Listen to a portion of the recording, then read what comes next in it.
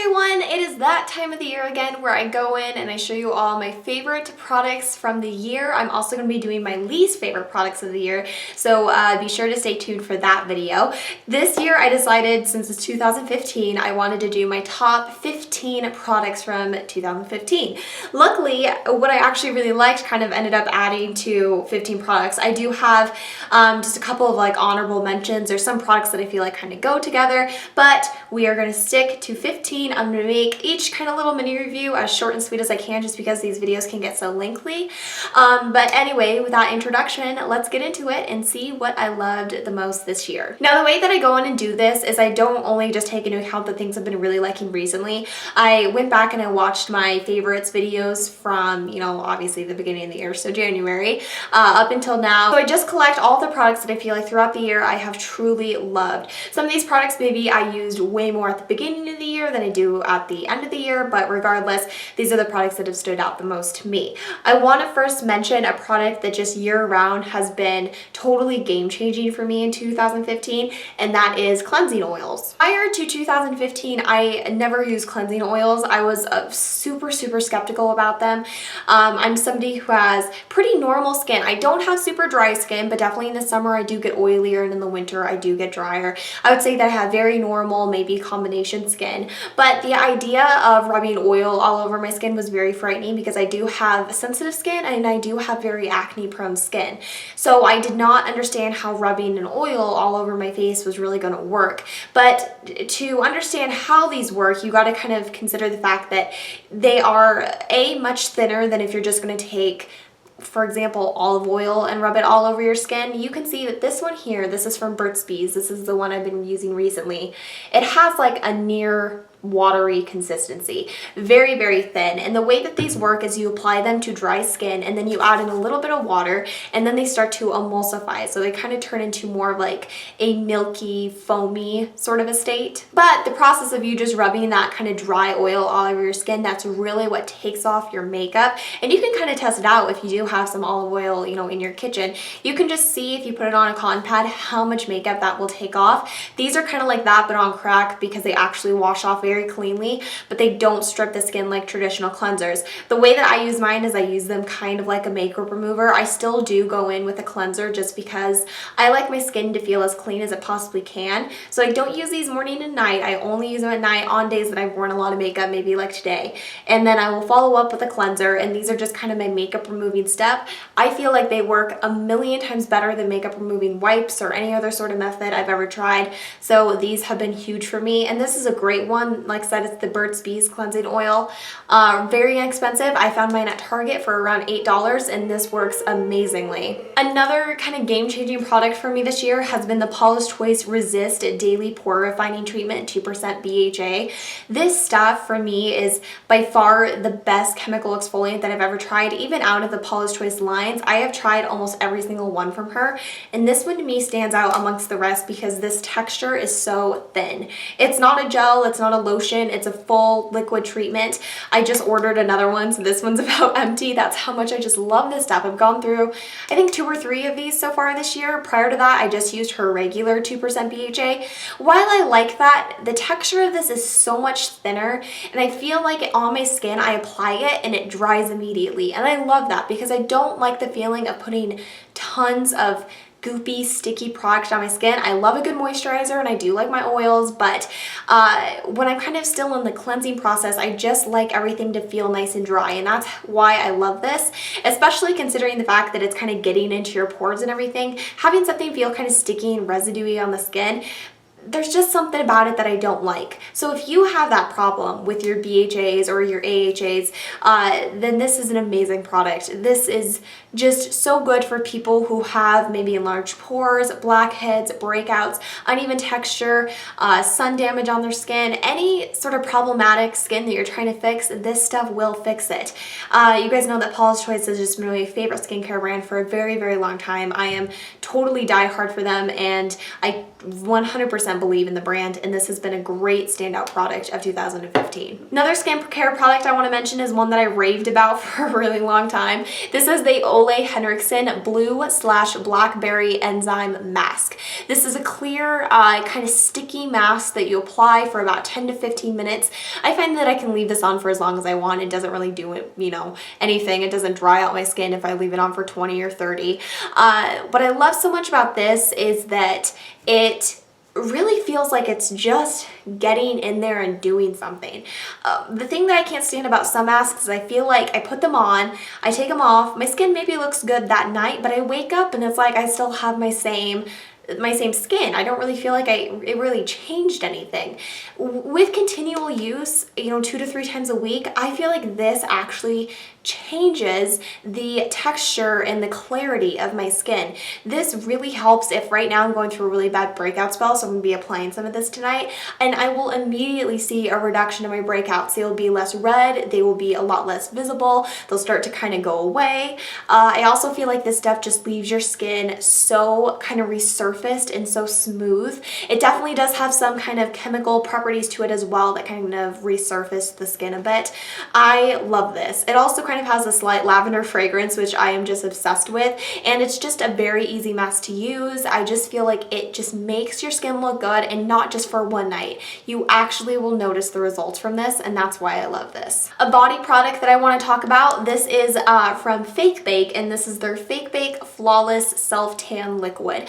This by far, and I think that I might have purchased this last year, but I tried the Fake Bake Darker this year. I should have brought that one in because that's kind of more of the product that I'm talking about.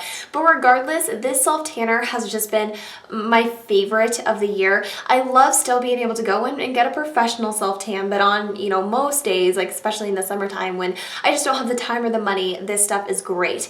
The darker version I particularly like just because it gets me to the level that I want to be a lot faster, and that is a product that I purchased this year, and I really feel like it works well.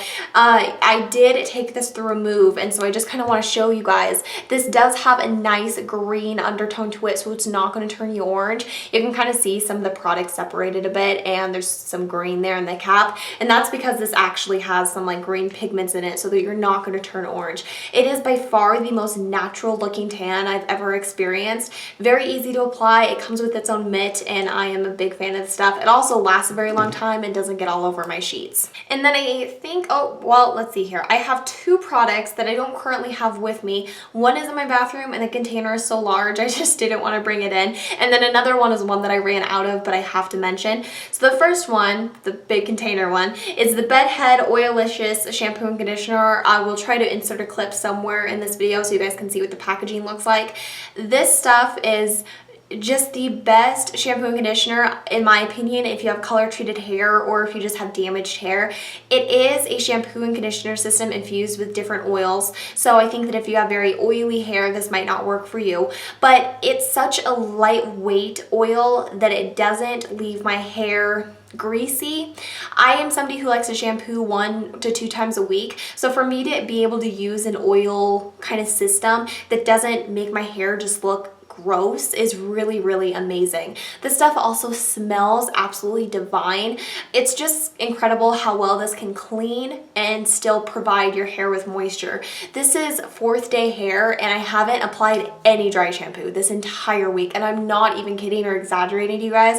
I do this because even though I like dry shampoo, I kind of use it as a last resort. I don't apply it every day just because I hate the product buildup. And even though my hair is it's getting to the kind of oily state, for considering how long I've gone without shampooing and the fact that there's no other product in here, I really feel like it looks good. I wouldn't look at my hair and think, wow, I haven't shampooed in 4 days, but it's true. And I really feel like it's because the shampoo just provides enough hydration where your hair doesn't feel the need to like overproduce oils, but at the same time it's so lightweight that it's not very noticeable. It just gives you a very nice shine, very nice body, a great feeling to the hair, but you're not left with an oily kind of residue. And then the final kind of bath body skincare product that I have is from Korres, and this is Kors? Is it Korres? Kors? I'm not sure. It's the pomegranate, let me see here. want to make sure I'm giving you guys the right name. The Coors Pomegranate Gel Cream. This has been my favorite summertime moisturizer of this year, and the reason why this is such a breakout product to me, especially this year, is because I have had the hardest time trying to find a moisturizer that works for me in the summer. Because like I said, I feel like I have true normal to combination skin. In the summer, if I apply something that's too lightweight, your typical summertime moisturizer, I just don't get enough out of it. I feel like my skin starts to become very dehydrated. It kind of starts to lose its luminosity. But again, if I apply something that I would maybe use in this fall, spring, or winter, it just feels too heavy. I feel like my makeup is slipping off of my face. So finding that perfect in-between balance has been so difficult, and I've struggled with this for a couple of years now. I decided to try this product on a whim. So happy I did. I'm so excited for next spring when I decide to purchase it again. This product smells divine because it's full of just all these fruit oils. It just smells absolutely amazing. But on top of that, the texture is unlike most gel creams that I've tried in the past.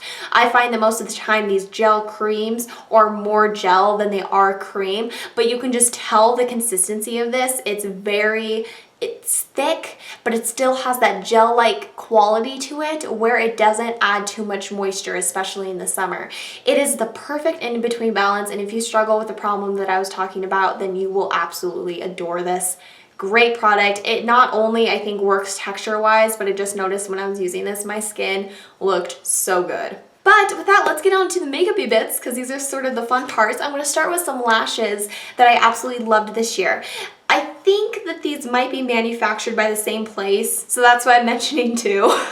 So technically, even though these kind of are two products, the idea is the same. So they are the Ardell Tapered Tips and then the Kiss True Volume Lashes. The thing that makes these lashes stand out amongst other ones is that the actual end of the lash is tapered. So you can kind of see here by this nice little diagram, where most lashes are cut at a blunt, these actually feather out into a very nice soft fine point. On the back here you can kind of see the difference. Here is the tapered side versus the non-tapered side, and I truly have noticed this in lashes. There are so many lashes, even ones from high-end brands that I absolutely love, like House of Lashes. They just end at such a blunt that I think that that's what makes certain lashes like mink eyelashes look so good, is because they actually taper out and it looks more like an actual hair.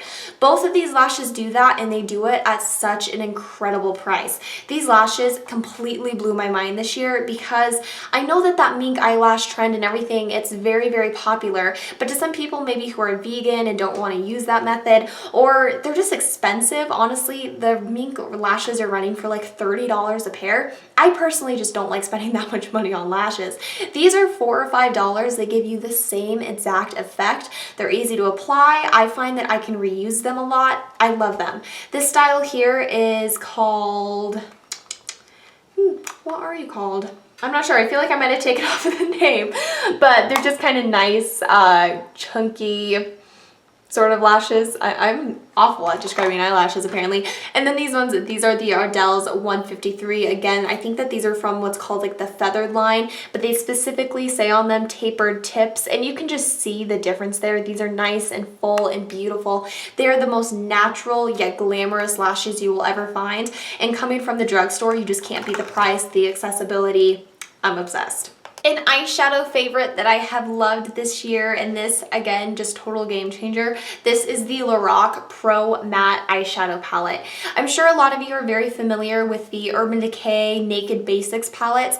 I, for a while, have had my eye on those because I love the idea of being able to take something that's small, shove it into a makeup bag, especially because those have just some really good staples that honestly so many palettes lack, like a basic cream shade, a basic transition shade, a black shade, things that I find myself needing a lot while I'm traveling, but I have to take a whole other palette to, be able to use those shades. There's just something about the Naked Basics. I don't know if it was texture-wise or just the overall color scheme. I always felt like there was something lacking. So when Lorac came out with this, I immediately knew I was gonna love it. First off, because it has that amazing pro eyeshadow formulation, which I love. It's smooth, it's creamy, buttery, blendable, pigmented. It's one of my favorites. the thing that I like so much about this is where the Naked Basics, I feel like they did a warm one and a cool one. This has everything in it. It has your mix of warm and cool shades, which to the user is just much more friendly. So you have a top row here that has, obviously you can see here, nice warm browns, a couple of nice kind of lighter creamy shades, and then you have a second row that has your more cooler tone shades. So we have, you know, a more stark white, kind of a mauve color, a deep burgundy, a black, which is awesome. And I just find that this is like the one palette that I need to do it all. I can take this palette just by itself and create a lot of looks, but if you want to talk about the perfect best friend palette to literally anything else that you have, this is it. I just think that this kicks the Naked Basics butt. I absolutely adore this, and I would really, really recommend you guys add it to your collection. It's just something that I consistently find myself pulling out because I just need these shades all the time, so I love that. The next product that I have to talk about is one that I've raved about a lot this year as well, and they are the Laura Mercier paint washes.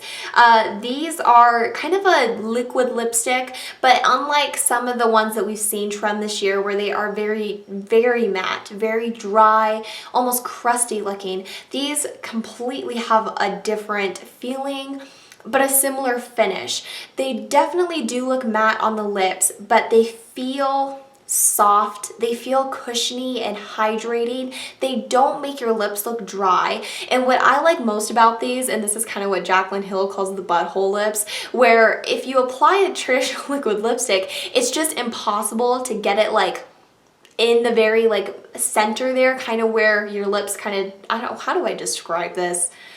She's much better because she actually did it on camera. But it's just sort of right around here. The liquid lipsticks just don't stay there. So you end up getting this inner ring that any sort of time you like smile or make a kissy face or just talk to somebody, you just see this ring where there's no lipstick and it looks gross. It really does. And that has been my biggest pet peeve about liquid lipsticks this year, is I just don't think that's a flattering look. You really have to like pose for a picture to make sure that you don't see that. With these, you get that beautiful, very on-trend matte appearance, but because of their more cushiony, more moisturizing sort of feel, they kind of glide over that area and they will actually stay put and they don't give you that type of an effect. This one here is Nude Rose. I applied a little bit of this on today, but it's probably fading a little bit. I did put a gloss on top of it too, so it might be a little bit more shiny than it usually is. This is fantastic. I did a bridal makeup look with this because this is just an amazing shade. My last Get Ready With Me video featured one of these in kind of a darker orchid pink color. I just love these. These are by far the most standout liquid lipstick that I've tried this year, and I've tried a lot because they have been so popular. And I don't ever hear anybody talk about these, which is really sad because they are great products and I would really recommend that you guys try them. The next couple of products I have to talk about here are from Makeup Forever. The first one is the Makeup Forever HD Foundation. I'm not going to touch on this too long because I know that they did replace this with the Ultra HD, which I haven't tried. I purchased this seriously like 3 weeks before that one was released, which I was really sad about because obviously I would want to try the Ultra one more than just the regular one. So that kind of sucked. But regardless, this is a fantastic foundation. I know it's been around forever and I'm very late on the bandwagon. I mean, they released a whole different formulation by the time that I finally got around to trying this. But this is truly a great liquid foundation. It looks so good in photos. It looks so good in real life. I think that the coverage is perfect. The finish is perfect. I am definitely going to be trying the Ultra HD here soon because I, of course, loving this. I feel like I will really like that formulation as well. I'm just trying to get through some of the foundations that I have because I seriously have so many right now. But I still think that this is great. Even though they released a new and improved one, I think that the original still stands fantastically because I have tried other foundations and this still stacks up as one of my favorite. And then another product from Makeup Forever that I absolutely adored this year. These are the Makeup Forever HD blushes. I just think Makeup Forever's HD line is great. Makeup Forever in general is just a fantastic brand. But these blushes, they just changed my entire opinion on cream blushes. I've never been a cream blush person. I think that they're messy, sticky. I don't think that they last long. I think that they disrupt your foundation underneath. And I find that they're just more work than they're worth. But I went into Sephora, I swatched these, and I was so impressed with the texture. I'm trying to get this one open. I was so impressed with the texture that I decided to go ahead and pick some up. I started with one, and the one that I picked up is number 215. This is a very nice light pinky peach color. Totally totally blew my mind. These blushes do not disrupt your foundation underneath. They stay on for as long as you need them to. They're just as long wearing as a powder blush, but they look so much more natural than most powder blushes do. You can just tell, like even today I'm wearing one, you can just see it more on the skin, where this stuff, it just completely melts into the skin so beautifully without disrupting everything that you have underneath. So I was so impressed by that I went in, I picked up the one in 220. This is kind of like a nude pink sort of color. The same exact experience, just so beautiful. The colors are very, very wearable. They have a large selection for porcelain skins all the way up to the deepest skins, so I love that. They are a bit expensive, which is kind of the only downfall, but compared to any other drugstore or any other sort of cream blush that I've tried, they just do not compare to this formulation. These are so silky feeling. They are amazing, and I would highly, highly recommend these, especially if you're not a big cream blush person, just because these are unlike any other cream blush you will ever try. Random kind of single eyeshadow favorite. I loved this eyeshadow for so much of this year, so much that I kind of started to break the pan because I use this so much. This is the NYX Nude Matte Shadow in the shade Get Naked. It's a beautiful ochre kind of color. These shades are very hard to find in the drugstore, and they're kind of popular, these kind of mustardy yellow shades. They are so beautiful blended into the crease. They add such a different element because they're not warm, but they're not cool. They're just interesting, but on the eyes they seriously look so pretty, and they make your eyes pop in a way that you just wouldn't expect them to. This is extremely inexpensive, a good way to try one of these shades. I know that a lot of higher end brands have these. It's just hard to find these in the drugstore, and these NYX Nude Matte Shadows I'm absolutely obsessed with. It's hard for me to really say that I like a drugstore eyeshadow, but these shadows are freaking phenomenal, and this particular shade I just really liked this year. Kind of wrapping back to my blush kick, I didn't really do these in a particular order, obviously. Here I have the Bobbi Brown blush in the shade Nectar. This to me is just your workhorse kind of blush. It's the blush that works with any skin tone, any lip color, any eye color, any sort of eyeshadow look that you're doing. This blush is just phenomenal. It's so creamy, so pigmented, and looking at it, ooh, meanwhile as I like stab it and drop it. Anyway, looking at it in the pan, I wouldn't expect this to be anything super special, and right now the light is kind of bright, but it's just a like medium pink. Like I wouldn't think that, oh, this is going to be like a huge game changer for me in 2015. But so many people were raving about the shade that I had to see what it was, and this is totally amazing. The color is just so flattering. It just perks you right up, and it goes with absolutely anything, and I wish that I was exaggerating, but I'm not. I can wear this with red lips, with nude lips, with coral lips, with pink lips, with purple lips, with cool eyeshadows, with warm eyeshadows. It doesn't matter. This just looks good. So I love that, because I do have days where I'm like, what blush am I going to wear that's going to look good with this? And I know to go to this because this always looks good. Wrapping up my favorites, I have two more foundations that I need to mention, and then we're all done. The first one I'm going to mention because it's kind of like a tinted moisturizer more so. This is the Bare Minerals Complexion Rescue. The reason why this is a favorite of 2015 is not only did I use it a whole lot this year, but this is so different from any other sort of BB cream, CC cream, tinted moisturizer, anything that I've ever tried. This consistency, when you put it on, it feels very cooling, but it's so thin, so like kind of watery feeling, but it still has, like a nice thick texture. It's just, I don't really know how to describe it. It just feels so amazing going on. It's, thick when it's in your fingers, but you start to apply it and massage it in, and it just kind of breaks up, and it just spreads so evenly. It gives you really nice coverage. I just find with some tinted moisturizers, they're so thick and they're so greasy looking. This doesn't have that. This really dries down to a nice kind of demi-matte sort of appearance. I would maybe say it's kind of satiny. Definitely is somewhat glowy, but it's not as glowy as some of the tinted moisturizers or BB creams or CC creams, whatever, that I've come across. I also find that this doesn't bring me out. It doesn't make me too oily throughout the day like a lot of tinted moisturizers do. I just feel like the texture of this is just phenomenal. It's so lightweight, so you know, it is called a gel cream, and again, kind of wrapping back to that Korres product that I was talking about that's like a gel cream, I really feel like this just nailed that texture, and I'm very, very impressed with it. And then very finally, I have to talk about another foundation that for me, this was a very hard skin year. As you guys know, I went through some awful breakouts at the beginning of this year, and I just had nowhere to turn. I did end up going to a dermatologist, and you guys can see I got it cleared up, but I was needing a foundation that was going to cover and last and not make my skin worse, and I found that in the Estee Lauder Double Wear. I was very skeptical about trying this because I know that a lot of people rave about it, but a lot of people also compare it to the Revlon Color Stay. And the Revlon Color Stay, first, it breaks me out like crazy, and secondly, I find it to be the most unnatural looking foundation in the entire world. I think it is so unflattering on the skin, or at least on my skin. On some people, it seems to look fantastic, but on me, it looks dry, it looks... And I know they have different formulations. I had the normal to dry skin one. It just looked disgusting. It looked like heavy, cakey foundation. So I was very, very skeptical, but I, like I said, had nowhere to turn, and I knew that this was full coverage. So I decided to give it a try, and I'm so happy that I did. I think that this is completely different than Color Stay. I think Color Stay is very thick. It's very hard to work with. And I think that, like I said, it just really seems to clog my pores. Even though this is a thicker foundation, it is so spreadable and so blendable, and it's matte, but it doesn't totally dehydrate my skin. I am wearing it today, and I feel like I still have skin that looks like skin.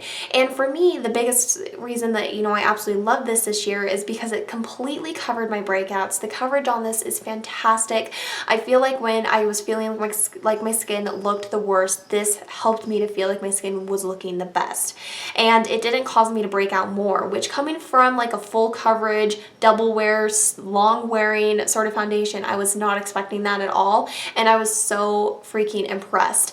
The shade too was a great match for me. I'm just really, really in love with this stuff. I'm a big advocate for it now, because I think that even if you have drier skin, and we're now in the winter and I do have drier skin now, this still looks fantastic. It doesn't look cakey, it doesn't seem to settle on dry spots very much, but even when I have oily skin, it stays in place.